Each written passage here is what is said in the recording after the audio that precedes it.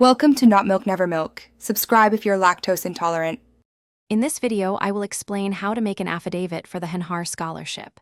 An affidavit is a formal, sworn statement of facts, crucial for legal and official purposes.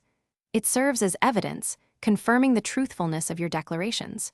You, as the affiant, must voluntarily make this statement, signing it before an authorized individual, such as a notary public. This process ensures the document holds legal weight and credibility, making your scholarship application robust and trustworthy. When drafting your affidavit, begin by clearly stating your full name, current address, and occupation. Present all relevant facts in numbered paragraphs, ensuring each point is accurate and truthful to your best knowledge. If you have supporting documents, attach them as exhibits, referencing them within the affidavit itself. Finally, ensure the document includes a proper jurat, which is the notary's certification, typically found at the end of the document. To finalize your affidavit, you will need to visit a qualified notary public or another authorized officer.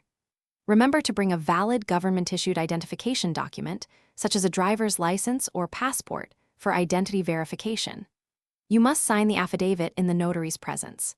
After witnessing your signature, the notary will then sign and officially stamp the document, confirming its authenticity and legal standing, a crucial step for its validity.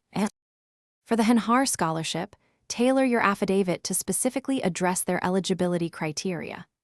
Clearly articulate your financial need and highlight your academic achievements, as outlined in the scholarship guidelines.